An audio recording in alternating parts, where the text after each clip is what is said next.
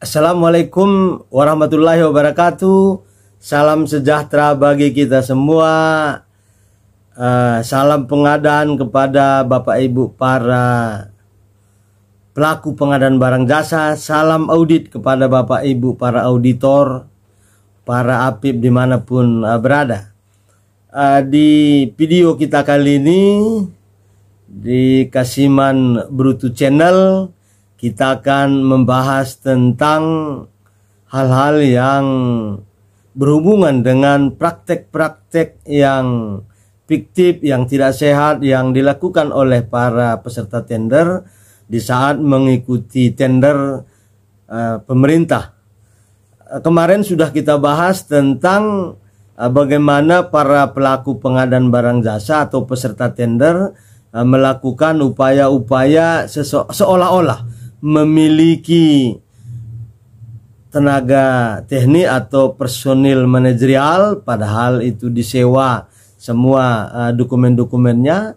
Begitu juga seolah-olah memiliki surat perjanjian peralatan, tetapi ternyata disewa atau dibeli surat perjanjian peralatan tersebut di pasar gelap penyedia dokumen-dokumen tender.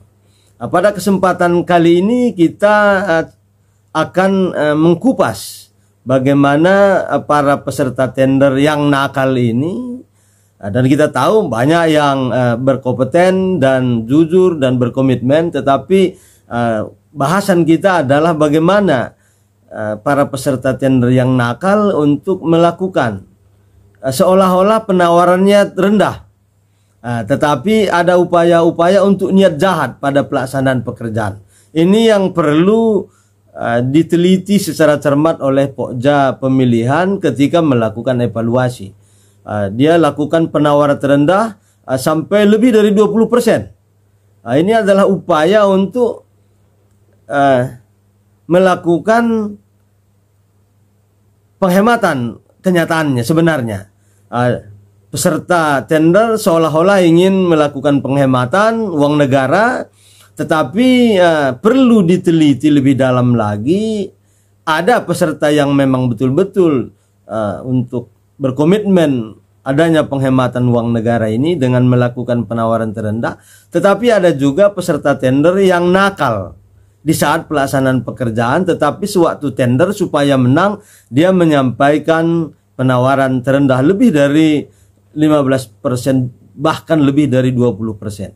Memang ada ruang pada saat evaluasi kewajaran harga, Pokja pemilihan melakukan evaluasi, melakukan klarifikasi, memanggil peserta tender yang menawar lebih dari turunnya itu lebih dari 20%, atau penawarannya sampai hanya misal 75% saja.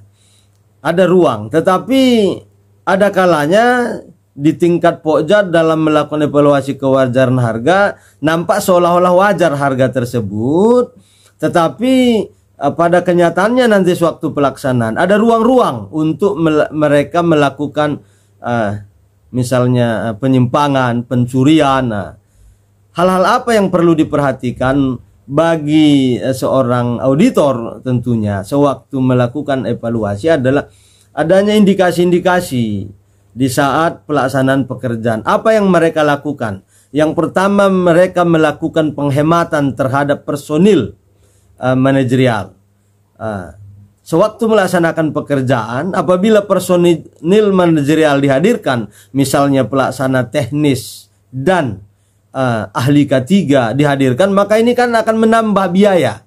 Maka maka penyedia yang sudah dimenangkan ini tidak akan menghadirkan kedua personil manajer tersebut, tapi hanya cukup tukang saja hadir di lapangan. Untuk itu, apabila personil manajerial tidak hadir, baik ahli K3 tidak ada, pelaksana teknis tidak ada di lapangan, maka ini kan akan membuat jaminan mutu tidak terlaksana. Tidak ada yang melihat secara keahlian dalam pelaksanaan pekerjaan. Yang hadir hanya tukang di lapangan. Tukangnya pun barangkali bukan tukang yang berkeahlian juga, tetapi tukang yang dihadirkan itu tukang yang tidak punya kompetensi, misalnya tidak ada sertifikasi dalam hal keahliannya.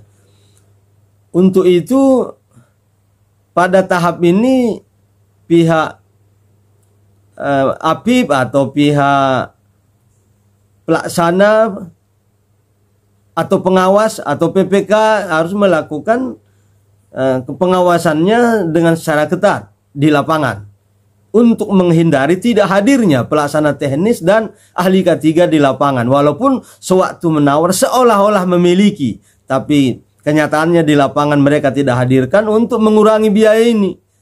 Itu yang pertama. Yang kedua, juga akan muncul upaya untuk mengganti spesifikasi bahan.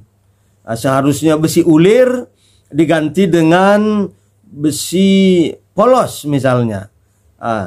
Dalam hal ini bisa saja ada kerjasama antara yang mengawasi, konsultan pengawas dan kontraktor ini. Mereka akan melakukan komitmen. Inilah salah satu upaya untuk menutupi kerugian dari turunnya 20% ini. Begitu juga bahan, ada seharusnya batu bata merah diganti dengan batako. Ini kan sebuah upaya. Ini tidak terlihat setelah bangunan itu selesai. Untuk itu maka penawar terendah yang sampai lebih dari 15% atau 20% harus betul-betul diawasi dengan ketat, baik dari konsultan pengawas maupun dari PPK, begitu juga pengelola teknis dari instansi terkait. Juga ya tentunya dari APIP yang harus selalu konsentrasi untuk melakukan pengawasan ini. Karena kita tahu penyedia tidak mungkin mau rugi atas pekerjaannya, sehingga berbagai upaya akan dilakukan. Untuk itu, apakah penawar terendah itu bisa dimenangkan? Sangat bisa, tapi harus dengan penuh pertimbangan, dengan evaluasi yang sangat teliti dan cermat. Kenapa yang bersangkutan bisa menurunkan penawaran sampai sejauh ini? Karena kita tahu HPS itu disusun dengan penuh keahlian, dengan survei pasar, tapi tiba-tiba diturunkan begitu banyak. Ini kan perlu pengawasan yang ketat. Jadi kita bukan alergi dengan penawaran terendah, tapi kita juga harus berhati-hati dengan orang yang menawar sangat rendah tersebut. Karena bisa saja sewaktu pelaksanaan akan dilakukan penyimpangan atau ada dilakukan di sana upaya-upaya untuk menggelapkan apa yang bisa digelapkan. Jelas tadi kita sebutkan insinyur atau personil manajerial tidak dihadirkan, hanya tukang di sana, sehingga ada penghematan. Yang kedua, tidak di material-material juga bisa diganti. Yang ketiga, peralatan juga seharusnya peralatan yang ditawarkan perlu mesin molen. Mesin molen tidak ada, tapi mencampur semen dengan manual. Begitu juga dengan kita minta pick-upnya tidak ada. Itu kan semua dengan upaya penghematan. Jadi jelaslah ada 3 aspek yang akan dilakukan oleh pemborong ini, penyedia ini atau kontraktor ini di lapangan, yaitu 1 tadi peralatan, 2 bahan, ya ketiga personil manajerial tidak akan dilengkapi di lokasi pekerjaan. Untuk itu kepada pihak-pihak yang terkait untuk melakukan pengawasan harus teliti, cermat dan ketat melakukan kepengawasannya, sehingga di samping uang negara juga bisa hemat, tetapi juga diharapkan kualitas bangunan juga semakin terjaga sesuai dengan standar dan spesifikasi. Demikian, salam pengadaan, salam audit. Assalamualaikum warahmatullahi wabarakatuh. Salam sejahtera bagi kita semua.